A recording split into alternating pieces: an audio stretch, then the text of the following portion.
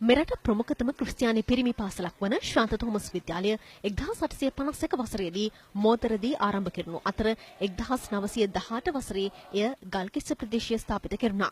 ශාන්ත Thomas විද්‍යාලය ගල්කිස්සේ ස්ථාපිත කර වසර 100ක් පිරීම නිමිත්තෙන් පැවැත්වෙන උත්සවයේ තේමාව 100 Years of Mount යන්නයි.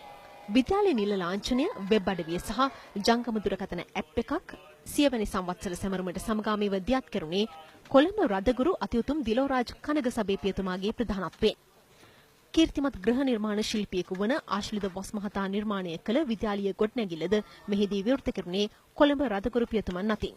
When I see students of this college මෙම් පාසලේ ඉගෙනගත් දරුවන් සමාජයේ ඉහළ තනතුරුවල සිටිනු දකින විට මට මහත් සතුටක් සහ ආශිර්වාදයක් දැනෙනවා. are blessed. Today is Founders Day, the day that we celebrate the school starting up. අද අප විද්‍යාලයේ සංවත්සර දිනය. අපි අද සංවත්සර දිනය සමරන්නේ 1851 වසරේ මෝදරදී ආරම්භ කෙරුණු විද්‍යාලයක් ලෙස සහ අපිට මතකයි වසර 166කට පෙර රදගුරු ජේම්ස් චැම්පන් පියතුමා.